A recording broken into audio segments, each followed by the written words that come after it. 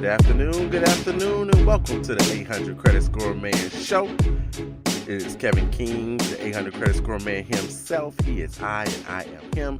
Thank each and every one of you for coming in and listening to the 800 Credit Score Man Show. You know that I truly appreciate it. 1:30 Central Standard Time on Saturdays, 2:30 on the East Coast. So look, last week, I told you guys, you got to follow me on social media so you know what's going on. Last week, since the show and the studio was basically held in Casa del Rey, it's held there, my neighbor actually had a roof put on his house. So when I was getting ready to start the show, all I hear in the mic is bang, bang, bang, bang, bang. It's all I heard in the mic, and there's no way that I was going to put out a show with all that banging in the background. It's enough to have sometimes you might hear a door slam or whatever goes on in the background, but I'm not going to do that because all I could hear was that those nails going into that roof. So missed out last week on doing the show with you guys, but we're back this week. To talk a little bit more about your credit. We're definitely back this week to do so. So what are we going to talk about today? Well, before I get to what we're going to talk about today, I got to give a shout out. So yesterday was Yolanda's birthday. So Yolanda, the mother of my children, wifey, her birthday was yesterday, so I got to give a huge shout out to Yolanda. Thank you very much, babe, for being in my life and doing all of the things that you do for me and our family. So happy birthday to you. Last week, since I wasn't here, I missed out on wishing Jay and Gigi Truman a happy wedding anniversary. So happy 7th wedding anniversary to Jay and Gigi. And then also Dave Carlson celebrated their birthday last week, so I want to make sure I give shout outs to them. So look, this is what are we gonna talk about today? Today we're gonna talk about a whole host of things. Like, my mind is everywhere. I mean, it's really everywhere about what I want to talk about, what subjects we want to cover, and what we want to dive into. So we're going to talk about a bunch of things today, and we're going to really want to start with the basics. So I have been talking to a lot of people that have been asking me questions that, of course, have come up on the show. But when you've done so many shows, 90 shows or whatever it is, when you've done so many shows, of course, nobody's listened to every word at every show. So you miss some things. And some people are new to the game. They just decided, hey, I want to get my credit together. So they're just coming on board, trying to get those things together, and they haven't caught up with everything that all of you, the listeners that listen on a regular, know about. So I want to make sure that I go back and do a little history lesson, I guess, if you will. So then we can make sure everybody gets brought up to speed and on board. Now, that doesn't mean for you people that listen all the time that you don't listen. You know, every now and then I might drop a little pearl or something that you may not have heard, or I might say something I've said before, but in a different way, and you get that aha moment. So please stay tuned and stay listening to the 800 Credit Score Man Show. So one of the first things that I want to make sure that everybody knows, and I know you all know this, there's three major credit bureaus: TransUnion, Equifax, and Experian. They're all different companies. So no, you can't just, I think this was on part of the question of the day a couple of weeks ago. So you can't, if you're doing something on one when you're dealing with your credit, whether it's a dispute or you're correcting information or whatever it is you're doing with your credit report, you can't just do it on one of the three major credit bureaus.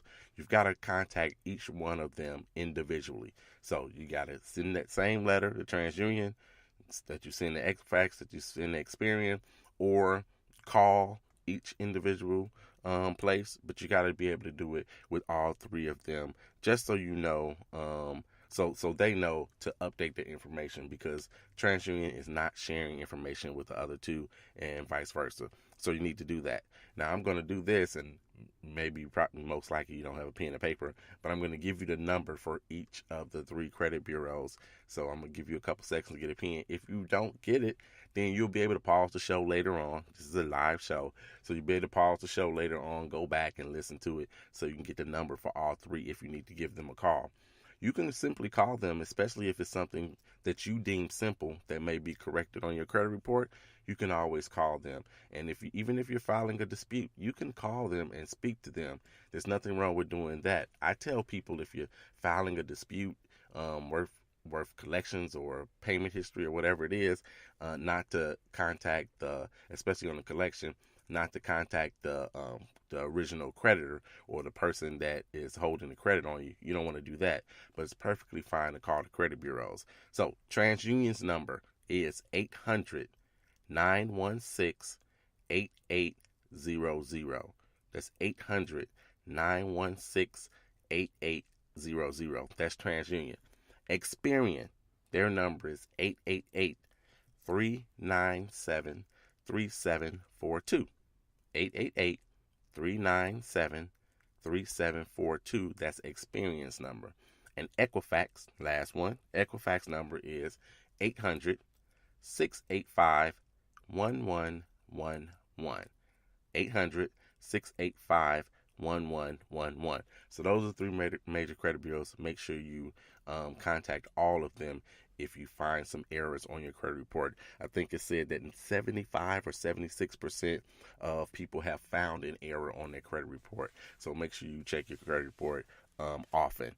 To check your credit report, of course, you can go to www.annualcreditreport.com and you can get each one of the three from there once on a 12-month rolling basis. You can get it from there. Again, that's annualcreditreport.com. Do not Google it.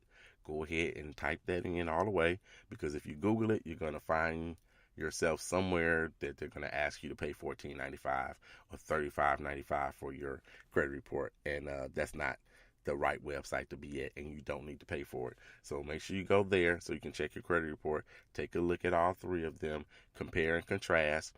And here's something that a lot of people don't do. So you look at your credit report. If you got decent credit, bad credit, fair credit, doesn't matter, and you see an account on one credit report and it's not on the other one. Typically, we're looking for something bad.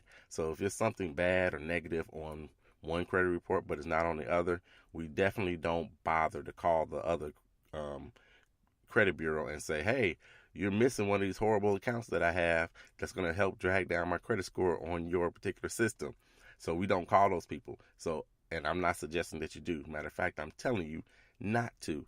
If you have a bad account and you're looking at your credit report, you're trying to see what's going on, and it's a bad account and it's on Experian but not on Equifax, don't call Equifax and let them know so they can add a bad account to your credit report over there, because not everybody pulls the same or all three credit reports. So let's say that's not on Equifax. If you don't have that bad account on Equifax, and so then your credit score is higher on Equifax, and then you happen to walk in the car dealership that they pull Equifax credit reports on you, then you may actually get approved for the car or get a better rate for the car. Contrast if you go to someplace and they pull Experian, and that's the one that has all of your information, even that bad account, that credit score is a little lower, then you may get turned down for that particular vehicle or what have you, or pay a higher interest rate. So you definitely don't want to do that. But if there's something good, if you have a good account, I don't care if it's with a car or if it's with a credit card or whatever it is, you have a good account and it's not showing on all three credit reports, you need to make sure you call that agency and or you call that place. So I'll tell you a quick story. I have a client who had an American Express card that she was actually an authorized user on. So when we looked at her credit report, the American Express was actually only on 2, I believe. It was only on 2 of the credit reports and not on the third one. So we know when you have a credit card, it helps you with your debt utilization, or hurts. With your debt utilization, you get all of that length of history from it, all of those kinds of things. And this card was a very good card for her. I mean, it really was pulling her credit score up because of having this card. And so one of the credit bureaus, it was not located on. What we did was we called American Express, talked to American Express and said, hey, it's not showing up on, I don't remember which one. Let's say it was TransUnion. It's not showing up on TransUnion, so we need you to correct that. They did it. They said, oh, no problem. We didn't realize that it wasn't showing up on there. And they did it, no problem.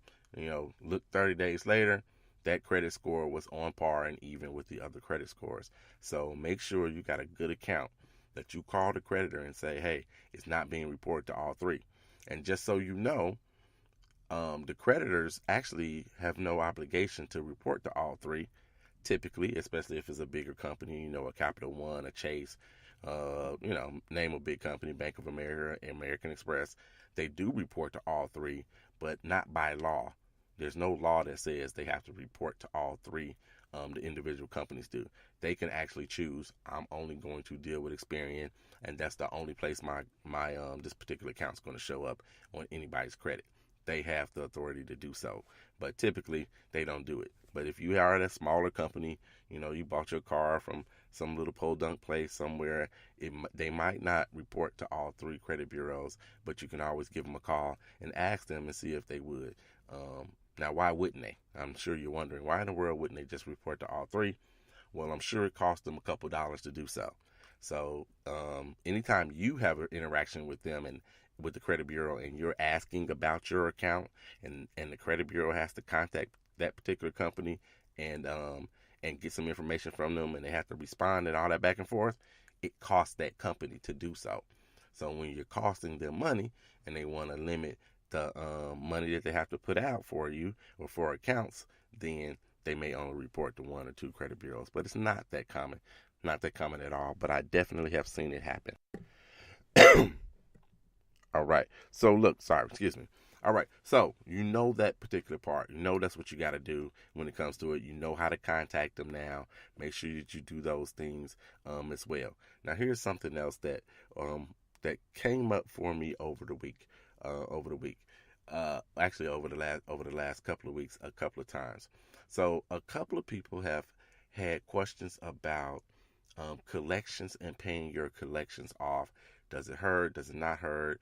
When does it start, stop, all those kinds of things. Now, I've been telling you for the longest that, if you have a regular collection, not a medical collection, but what I'm calling regular, which would be like, from, cell phone bill, cable company, or whatever, you have a collection on your account that supposedly is going to stay on your account for 7 years from the date of that. It's actually supposed to stay on your account from the date of first delinquency from the original account.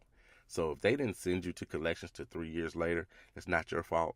They had an old account, it stayed with them, and they're just saying that you were late or whatever for 3 years, and then some collection agency came along and they bought it from them. That's not your issue. It doesn't start 7 years from that particular time. It started 7 years from the original date of delinquency. So in this example I just gave, that was 3 years ago. So that's when it started. So just because it comes on your credit report now, it doesn't mean that it stays. Now, I haven't really been telling you guys that, but some people interpreted my words in that way. So I want to make sure it's from the original date of delinquency. So when you went late, when you went that 30 days late, whenever it was 2015 in the month of April, that is your date of first delinquency. And then that means 7 years from that particular date is when it should fall off of your credit report. Doesn't mean you still don't owe that particular person, that particular account or what have you, but that's when it'll fall off of your credit report. And you're talking, that's a little ways down the line. You're talking it's going to come off your credit report in 7 years from that first date of delinquency. Now, here's something interesting that I found about collections. Now, I have been telling you this. Your medical collections, which came up a few times this week as well. Your medical collections. If you have medical collections and you pay medical collections, and it has a zero balance, whether it stays or whether it comes off of your credit report, the credit bureaus are no longer going to count that against you. So that's a definite. That's not happening. Now, here's something that I read this week from a lady that wrote an article that works for Experian. And I forget her name. I knew I was going to forget her name. I don't know. First name started with an S. Last name was Smith. I think it was Samantha. So I'm reading this article by supposedly Samantha Smith with Experian. And she says that the newer credit models, now I've warned you guys before that you never know what model somebody is pulling your credit from. You never know if they're pulling, if you're pulling your credit and they're dealing with FICO 4 or if they're dealing with FICO 8. You never know really. But on the newer credit models, any paid collection is no longer counted against